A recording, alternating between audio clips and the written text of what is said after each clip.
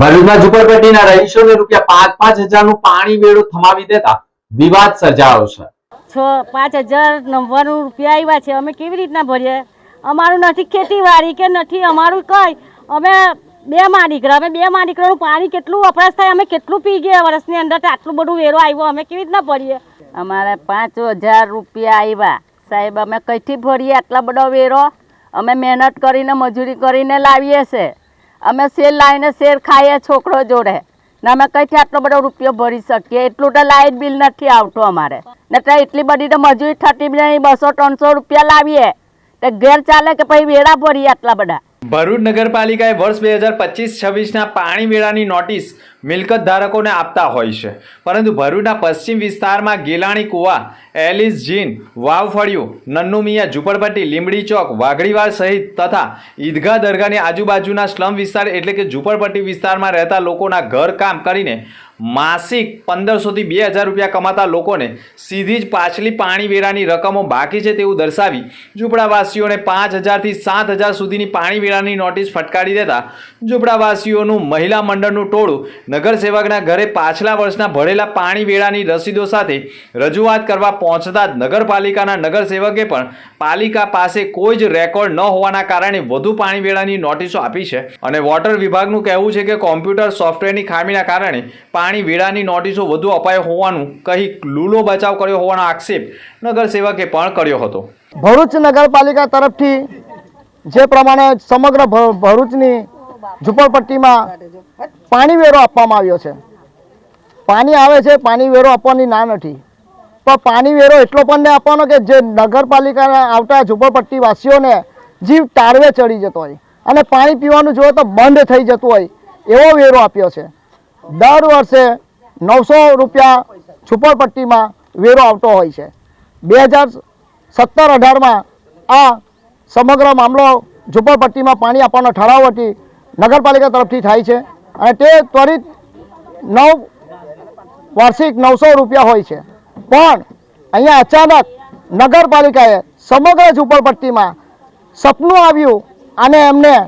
આપી દીધા 5,000, કોઈને 6,000 એવી રકમનો માતબર રકમનો વેરો આપેલો છે। આ વેરો પાણી વેરો છે, ફક્ત એમાં હાઉસ ટેક્સ, સફાઈ વેરો કંઈ જ નથી, ફક્ત ને ફક્ત પાણી વેરો છે। તો ઝુંપડપટ્ટીમાં આટલો વેરો કેમ? નગરપાલિકામાં પૂછતા જણાતા આજ અહીંયાના રહીશો, હું અહીંનો સ્થાનિક કાઉન્સિલર છું, સ્વાભાવિક છે કે મારી પાસે આવે, મેં એમને જોયું તો હું પણ જોઈને ચોંકી ગયો કે આટલો બધો વેરો કેમ? અને નગરપાલિકામાં જ્યારે મેં રાવ નાખી અને નગરપાલિકાના અધિકારીઓને પૂછ્યું તો એમનો લૂલો બચાવ એવો આવ્યો કે ભાઈ આ તો સોફ્ટવેર કાં પછી એમ કે કોમ્પ્યુટરની ભૂલ છે, એમને મોકલજો, એમની રસીદો લઈને મોકલજો, જો ભર્યો હશે તો અમે એમને કટ કરી આપીશું। તો મેં એમને પ્રશ્ન પૂછ્યો કે ભાઈ એમને ભર્યો હશે નહીં, પણ તમારી પાસે કોઈ રેકોર્ડ ખરો કે એમને ભર્યો જ કે નથી ભર્યો? તમારી પાસે રેકોર્ડ નથી એટલે તમે 5,000નો દંડ એમને આપી દીધો કે 6,000નો દંડ આપી દીધો, એટલે તમારી કરતાં જે ઝુંપડપટ્ટીઓ સારા કહેવાય કે એમને પોતાની રસીદો જેટલા 2017થી લઈને અત્યાર સુધીનો જે છે એ બધી રસીદો સાચવી રાખી છે ને તમે જે છે અધિકારીગણ કે તમારું નગરપાલિકા શાસિત આ જે ફેલિયર છે આ બધી રેકોર્ડો સાચવવામાં, એટલે ઝુંપડપટ્ટીના લોકોનું આપના માધ્યમથી કહેવા માગું છું, કોઈ પણ ડરવાનું નથી અને કોઈને ગભરાવવાનું નથી। આપણો જે રેગ્યુલર વેરો છે એ જ ભરપાઈ કરવામાં આવશે અને કોઈ પણ જાતનો ગભરાવ નહીં કે પોતાનું નળ કનેક્શન કપાશે। જોકે નગરપાલિકાએ પણ આ બાબતે કહ્યું હતું કે જે લોકોએ પાછલા વર્ષમાં પાણી વેરા ભર્યા હશે અને છતાંય તેમની ઉમેરીને પણ આપવામાં આવેલા હશે તો તેને બાદ કરીને પાણી વેરો વસૂલવામાં આવશે તેમ કહી પાણી વેરો ભરનારે વેરો ભરવા આવે ત્યારે પોતાની સાથે જૂની રસીદો પણ લાવીને રજૂ કરશે તો પણ પાણી વેરો બાદ કરીને પણ જમા કરાવવામાં આવનાર છે। ભરૂચ નગરપાલિકા દ્વારા નગરપાલિકાના વિવિધ સ્લમ વિસ્તાર, ઝૂંપડપટ્ટી વિસ્તારમાં પાણીની સેવા પૂરી પાડવામાં આવે છે, જે માત્ર એમને ફોર્મ ભરાવી અને જે વેરો સામાન્ય રહેણાંકમાં લાગુ હોય એ વેરાથી આપણે દર વર્ષે એમનો વેરો ઉઘરાવવાનો થતો હોય છે। 2017-18 બાદ સામાન્ય સભામાં જોગવાઈ કરી અને ખાસ કિસ્સામાં સ્લમવાસીઓને પણ પાણી પુરવઠો પૂરો પડી રહે એ માટે કનેક્શન ઇસ્યુ કરવામાં આવેલા હતા। આમાં એવું શરૂઆતમાં સૌને જાણ કરવામાં આવેલી હતી કે દર વર્ષે ભરૂચ નગરપાલિકામાં જાન્યુઆરીથી માર્ચ મહિના દરમિયાન તેઓએ જાતે આવીને પોતાનો વેરો અહીં ભરવાનો રહેશે।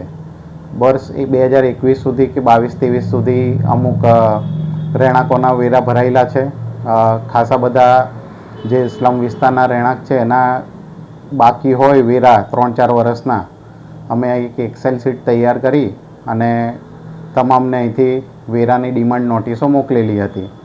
જે કોઈ ઝૂંપડપટ્ટીમાં એવું કંઈક ધ્યાને આવેલું છે કે પૈસા ભરેલા છતાં પણ બિલ આવેલું છે, તો એક્સેલ શીટની કોઈક એરર કે એના કારણે જે અહીંથી જનરેટ થયેલું ડિમાન્ડનું બિલ છે, જો કોઈ પણ રહેવાસી સ્લમ વિસ્તારનો રહેવાસી પોતાની અહીં આવી અને જે કંઈ 22-23, 23-24 કે 24-25ના વેરા પાવતી અહીં બતાવશે તો અમે ડિમાન્ડ પરથી કમી કરી અને માત્ર જે એમના બાકી વર્ષના વેરા છે એની જ અમે ઉઘરાણી કરી અને એની રસીદ બનાવી આપીએ છીએ. હાલમાં પણ અમે તમામ જે કંઈક વેરા ઉઘરાવીએ છીએ એ બધાને અહીંથી પાકી રસીદ બનાવીને આપીએ છીએ.